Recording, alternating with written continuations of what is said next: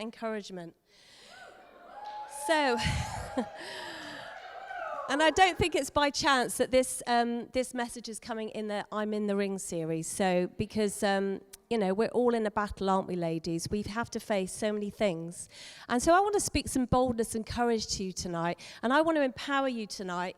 And I really believe that even this message is going to be a message of rescue for some of you. So listen up and enjoy, because this is God's word to us as women tonight. We have each other's backs, and I think we're great at that in this church, but I feel like we could be better. I feel like we need to have each other's backs a bit more.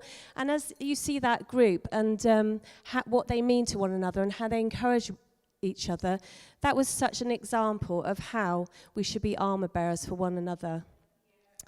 So I want to go right back to the beginning, to the book of Genesis, just to start off with quickly, about God's original design for us. So when he created us as women, he created us to be a suitable helper for our husbands. And some of you might think, I haven't got a husband yet. But you were created to be a suitable helper for your husband. And that's awesome, because I'm not talking about just someone who does the dishes and looks after the kids. I'm not talking about that kind of help.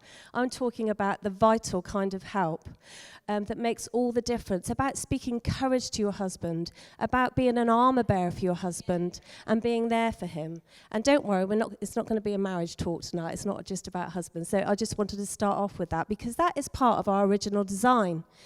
And that's who God created us to be. And that's not where it ends, but that's where it begins. That's, he created us to be that helper for our husband, but that means that we're created to be a helper for others as well. So,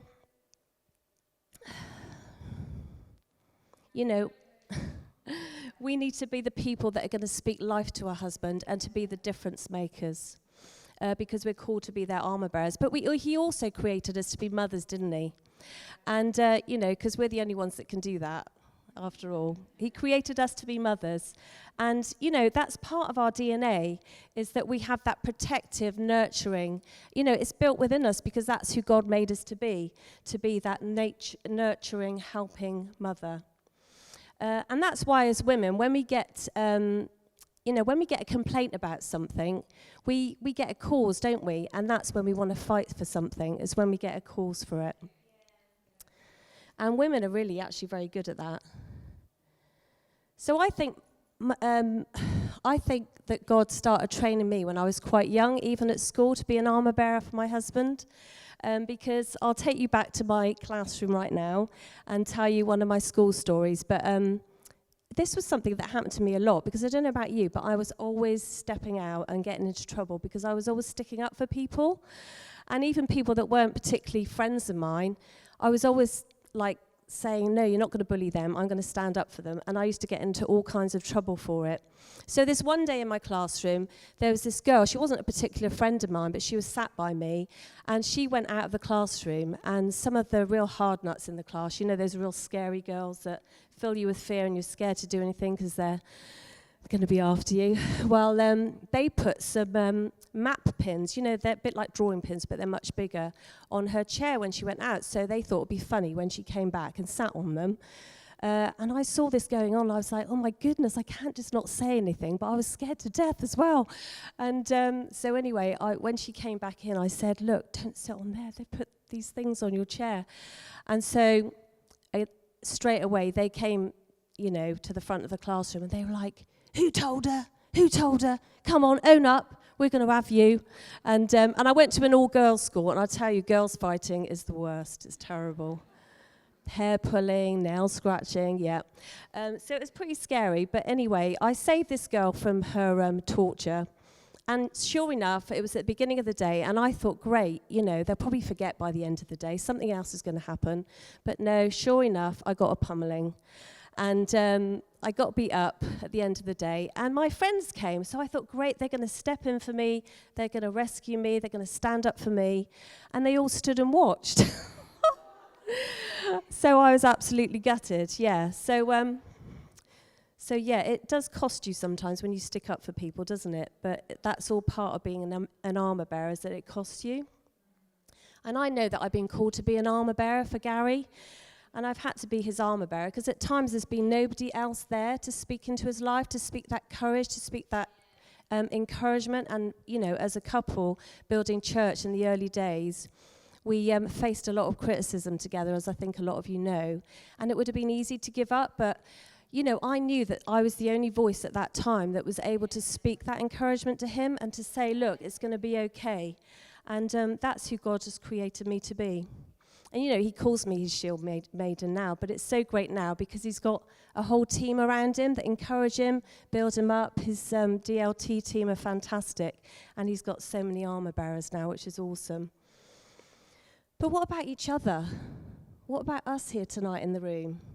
We need to be armor bearers for each other, don't we? And I know some of us have got friends here, and that's great. Some of you are new. I see new faces here, which is awesome. And we need to stand together. We need to be armor bearers for one another. And an armor bearer in the dictionary actually is someone who carries another a person's heavy armor, which is a bit obvious. But it talks about carrying weight, doesn't it? Being a weight carrier. And also it was someone who would stand with them in times of danger. So I suppose, even carrying this sword and shield over tonight was like carrying over a small child. It was quite heavy. And that was without all the other armor. So it's quite heavy, but it talks about sharing our weight with other people. And so we need to be weight carriers for each other. We need to share each other's burden because, that saying, a burden shared is a burden half. There's a lot of truth in that. But we need to trust each other in that and step out and start trusting each other more. So let's read 1 Samuel 14:1, which is the famous armor bearer story. It's a bit bloody and gory, but we'll get through it, I think. So later that day, Jonathan, Saul's son, said to his armor bearer, "Come on, let's go over to the Philistine garrison patrol on the other side of the pass." But he didn't tell his father. So they snuck off on their own, and basically it wasn't a command from the top, so they didn't have to go, but it was because of his willingness, the armor bearer's willingness. He was willing to go because he listened to the vision of Jonathan, and he got behind his vision and stood with him. The pass that Jonathan was planning to cross over to the Philistine garrison was flanked on either side by sharp rock outcroppings. That's cliffs. So it was pretty dangerous even doing that because they could have fallen at any moment. So they had to get up these cliff edges to start off with. So it's a pretty big ask, and yet he was willing to follow Jonathan all the way because they had that sort of relationship, and it's about our relationships tonight. Jonathan said to his armor bearer, "Come on now, let's go across to these uncircumcised pagans." Don't know why they have to talk about them like that, but and maybe God will work for us. There's no rule that says God can only deliver by using a big army. No one can stop God from saving when he sets his mind to it. His armor bearer said, "Go ahead. Do what you think is best. I'm with you all the way." And as we know in other versions, it says, "Do all that you have in mind. I am with you, heart and soul." I absolutely love that. That's awesome.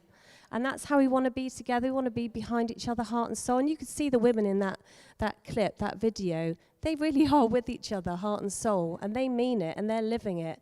And they have I know some of their stories, and they're going through some pretty difficult things on a daily basis. But they stand together, and it's an awesome example. Then they yelled down to Jonathan and his armor bearer, "Come up here, we've got a thing or two to show you." They're really taunting them. Jonathan shouted to his armor bearer, "Up, follow me. God has turned them over to Israel." He was confident in God. Jonathan scrambled up on all fours, his armor bearer being right on his heels. When the Philistines came running up to them, he knocked them flat, his armor bearer right behind, finishing them off, bashing their heads in with stones. Oh my goodness. In this first bloody encounter, I've never sworn in church before, but this is the first time ever. Can you believe it? In this first bloody encounter, Jonathan and his armor bearer killed about 20 men. That set off a terrific upheaval in both camp and field. The soldiers in the garrison and the raiding squad badly shaken up. The ground itself shuddering, panic like you've never seen before.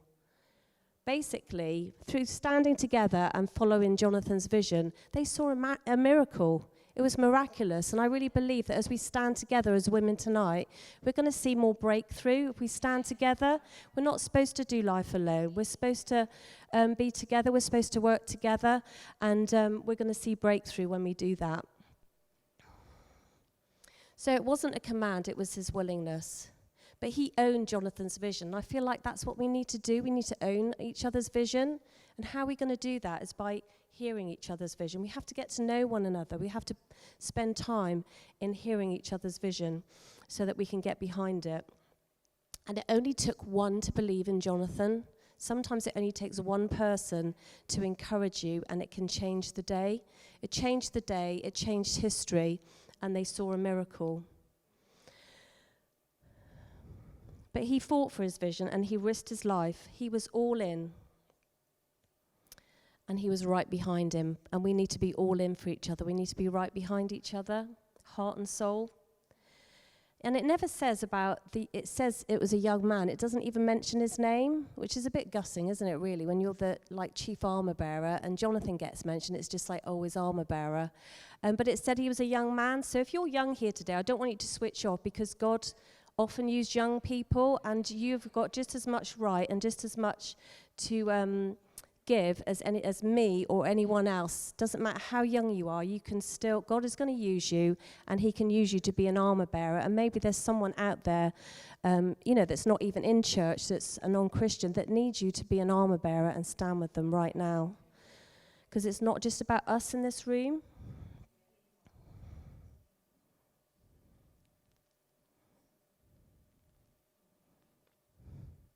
But there's nothing worse, is there, when somebody says, I'm with you, heart and soul, and I'm with you all the way, and I'm your best buddy, and I'm going to be there, whatever. And then you look round when you need them, and they're not there. It's pretty gutting, isn't it? And I've got a little story to give you a good example of that. Is when years ago went on holiday to Wales, of all places. It just rained all week. The kids were little. For those of you that don't know me, we've got 5 boys, and they were quite small at the time. So we stayed in this house, and it rained all week. So at the end of the week, we're like, right, we're going to do something really special. Let's go swimming. We went to this leisure pool. It was absolutely beautiful. It was brand new. And one of my boys had been constipated all week. Because, that happens sometimes when you go on holiday. Even as an adult, that happens sometimes. But as a child, so we got to this beautiful leisure pool. And after all week, it's like he'd saved it up for that day. And we were in the swimming pool, and I have to be careful not to say his name right now, but he was in the swimming pool, and yes, he just decided to do it all right there and then. But he did an amazing thing. He got out of the swimming pool, and I thought, great, we're going to play this game, because I didn't know what was going on in his nappy. So I thought, great, he's going to play this game where you jump in, and I catch him, and we're just going to have fun. And then he puts his hand down his nappy and starts throwing in handfuls after handfuls. It's like he'd saved it up all week, and he was chucking this in, and I was going, no, stop it. And basically, they were like little hard pebbles floating around the pool. And this other little posh boy was saying, Mummy, what are all these pebbles doing in the pool? And I was there dying, thinking, oh my goodness. So it was and then they had to evacuate the pool. It was so embarrassing. And I was trying to catch the pebbles. And you know what it's like when you're trying to catch something in water, it just goes further away. And so it was pretty awful. And so I was like, where is Gary when I need him? So I looked round. You could see what was happening, don't you worry. And so I called him over, come and help me. And so do you know what he did? He waved to me, and he smiled, and then he swam in the opposite direction. I was like, where? That's shocking, I know. I'm just absolutely shocking. So, so I was pretty shocked by that. I was like, where are you when I need you? That is horrible. He said, I'll climb mountains for you, and I'll swim oceans, but I'm not doing that. So, heart and soul. But you know, it talks about the armour of God in the Bible as well, doesn't it? And about standing and girding yourself and putting the armour of God on daily. And we need to remember to do that. We need to encourage each other to do that. But it says when you've done that and when you've done all that you can do, you've got to stand. Stand firm. And I believe we've got to stand together. And I've got a little clip for you now from the Gladiator film. It's not too gory, don't worry. So if we could just play that, that'd be awesome. Anyone here been in the army? Yes. I served with you at Bindabana. You can help me. Whatever comes out of these gates, we've got a better chance of survival if we work together. Do you understand? If we stay together, we survive. Pleased to bring you the Legionnaires of Scipio Africana!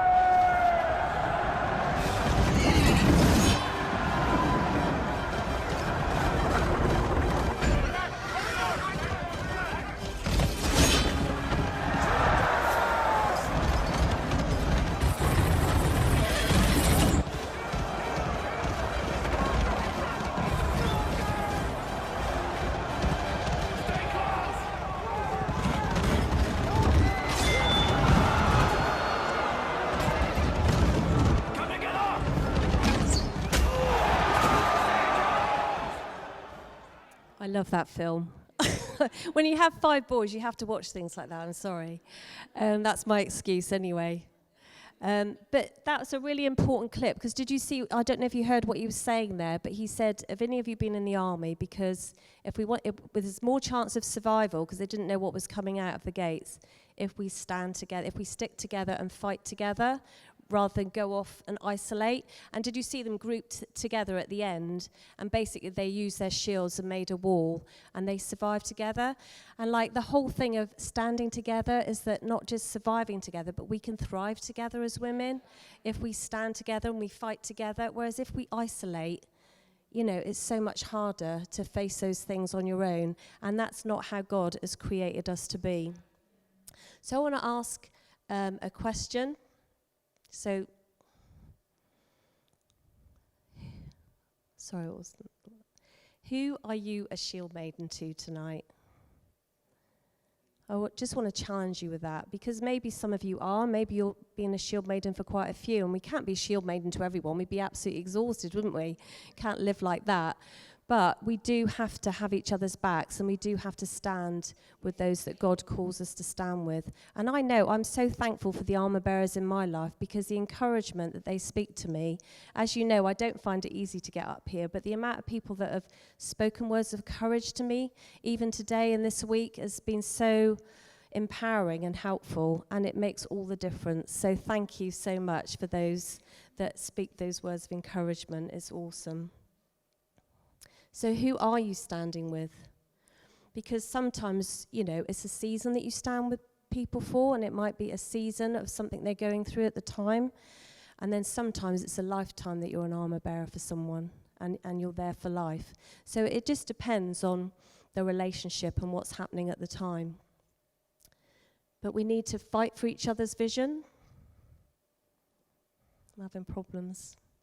Yeah, we need to fight for each other's vision. So just like the armour bearer, he heard the vision, and he decided to get right behind Jonathan. And it was because of his vision that he followed him, and he risked his life, which was like, you know, amazing, really. You know, there's people here tonight that are fighting for their marriage. They don't want to be fighting for their marriage on their own. We need to stand with them. You know, some people, they get pregnant so easy, and there's other people that it's a real battle to even like conceive. And we need to be standing together in this, because as Jerry said in that video, your win is my win is your win, and we need to fight for each other. And you know, that's so important. It might be somebody that's, you know, we're all looking for that perfect man, aren't we? We want a husband. You know, there's so many here that I know are wanting husbands, and we need to stand with each other in that. don't think, oh, I've got my husband, now I'm all right. No, you stand and fight for someone else. You fight for your sister that hasn't. And illness and depression, I mean, depression is huge, isn't it? Not just in this room, but outside in our world. Depression is such a huge robber and thief. And, if we can give courage to someone to fight and to get through that and to make it through the day, that is going to make all the difference. So there's so many things that we have to face as women. But let's see the miraculous come through the breakthrough as we stand together. On the flip side of this, we have to be careful because I don't know about you, but when you're armor bearing for someone, you can take on their hurts as well. Because the times that people used to criticize my husband and say the most awful things that weren't even true about us, about our church, about my husband, about my kids, they'd say, oh, I didn't expect that of your children. You're supposed to be the pastors and that's your kids and they're behaving like this. And I was like, you can say something about me, but you say something about my husband and my kids, and my sword is drawn. So, and I think we're all like that, aren't we? We're like so, defensive of our loved ones, aren't we? But we do have to guard our hearts with our shield as well, because it's so important that we use our shield to guard our hearts, because hurt also is an enemy, and it can come in and it can cause bitterness and sickness in a different way. So, just guard your hearts on that, because it's easy to get mad with people. I've got another story that kind of goes along lines of this, because years ago again, when we were in the early days of building church, and it was really going quite well. We started to thrive a little bit, and it was getting exciting, and different people were joining us. And then afterwards, you'd have a cup of tea, and all the kids would run riot and go crazy. It wasn't as organised as it is now. And so we had this Wendy house in the church, and all the kids, no matter what size or age they were piling this Wendy house. It was a nightmare. I can see some of you that remember that. And so anyway, mine used to pile in there the same as everyone else. And this one day I looked round, I was having my cup of tea, and I looked round and I thought, oh gosh, there was this guy who led the worship. He was part of our worship team. But he was also he was a professional guy, he was a solicitor. And but I saw his arm going up and down, and I thought, gosh, I've never seen him smacking his children before, and I've never seen him even telling his child off. And then all of a sudden I realised it wasn't his child, it was mine. And so I was absolutely, could you imagine, the church could have been over that day because I was so mad. My sword was drawn, and I was like, but I had to guard my heart at that point. You have to be prepared all the time. And I had to go to Gary and say, go and sort him out. He's smacking our child. And Jordan at the time was about 2. So it wasn't like, and he said, I don't like bullying. He was pushing the other children. I'm like, he's 2. So that was crazy. But some of the things we had to put up with in the early days would make your toes curl. You wouldn't believe it. So that was just one of my crazy experiences where I had to guard my heart. Because if I'd have gone over to him, I think I might have punched him. Or something worse, I don't know. But I just don't think my language would have been too good either. But if we don't take the stance of armor bearers, disunity can come between us. And I want to guard us of that as well, because as women, it's so easy. Like Dave spoke a word a few weeks back, or maybe a month or so now, about the power of the tongue. And it's so easy, isn't it, to say negative things about each other when we see someone mess up in church that's not supposed to be doing what they're doing. And it's so easy to get negative, and that, disunity comes in because, we can become judgmental. And words are so powerful for good or for bad, and they influence each other, so much. But that's the world's way. That's not God's way. Down is up. God's way is to build each other up, to love each other through things, and to support one another. Let's not be women that throw stones at one another. Let's not be the ones that shoot our wounded. Because when someone's messing up or finding it hard, we've got to have grace for their mistakes, just the same as God had grace for us. And that's hard sometimes, but, that's part of what we need to do, because sometimes life can be like a game of snakes and ladders. And you know, when you see someone, they're doing really well, and you think that, oh, they're doing awesome, I'm really encouraged by them, and then all of a sudden they mess up and they make a mistake, and they're like down the snake. They slide down, and some of us can actually, it can make you feel a bit better about yourself. Let's not be those women that revel when someone else makes a mistake or falls, but let's actually be the one that looks for the ladder, for the next step, for them to step on, to get them back up the ladder. And, you know, because that's so important that we put ladders out and help people make their next step into a better place to make better decisions.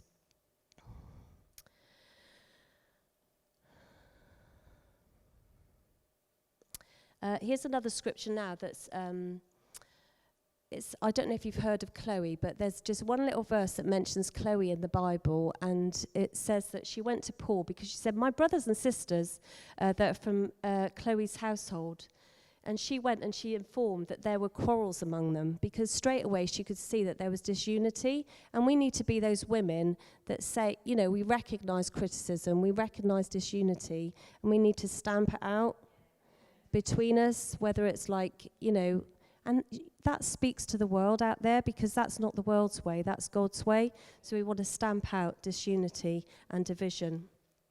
And that's the women we want to be. We want to be like Chloe. So sisterhood is so important, isn't it? And also it's a witness as well, because this scripture also says, let me give you a new command. Love one another in the same way I loved you. You love one another. This is how everyone will recognize that you are my disciples, when they see the love that you have for each other. And that's so important, isn't it? Because that is where we're a witness out there to the world. When they see how we are together, when they see that we love one another, it speaks volumes.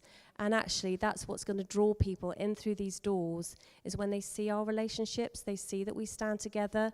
And that is huge. So we need to be those women, don't we? So get behind someone else's vision today.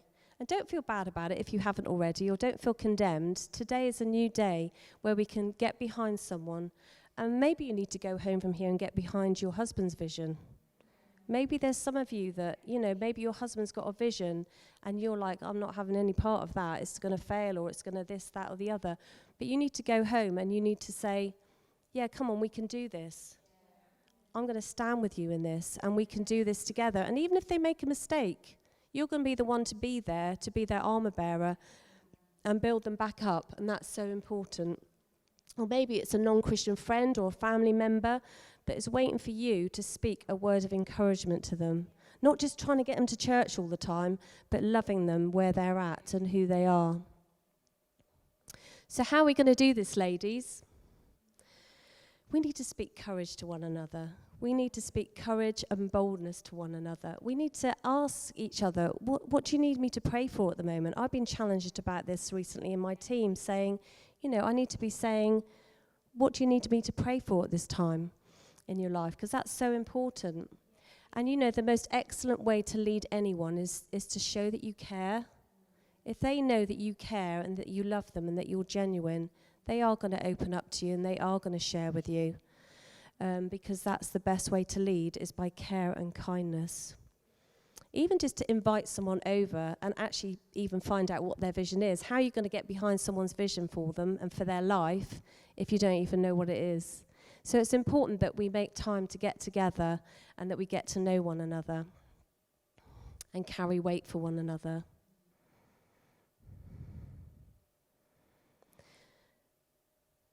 So the armor bearer, Jonathan, his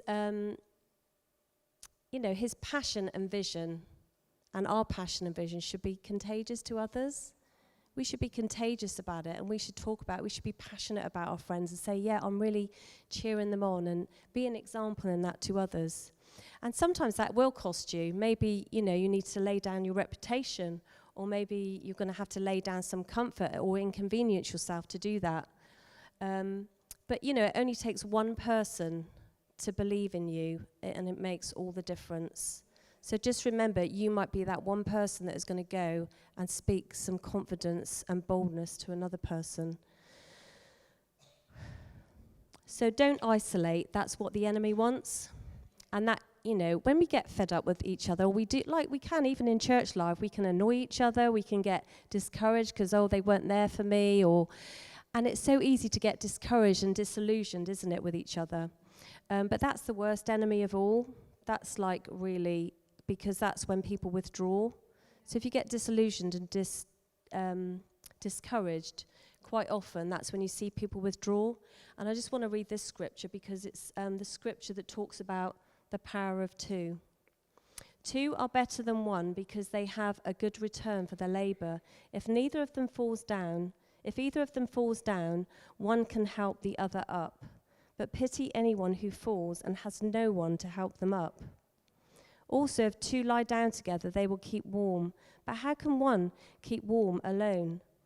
Though one may be overpowered, two can defend themselves. A cord of 3 strands is not quickly broken. And obviously that's used a lot in marriage, but also in friendship as well. I really believe that, you know, don't withdraw, don't isolate. We need to stand together because together we will overcome and we will thrive together. So we're going to have to trust each other and be open and honest. You know, Sean and Chanel, you've got to start somewhere with a friendship. And obviously they chit-chatted to begin with. And then they started to really get involved with each other. And then their husbands and you can see how that relationship grew into something really special. But that came through trust and through sharing their hearts together. And, you know, sometimes as well, being a shield maiden, you need to, like, bring correction to someone. And that can be hard sometimes. But we need to, like, be prepared for that as well, that we take it, because sometimes we need correction in our lives, and that comes when, you know, we care about each other and love one another.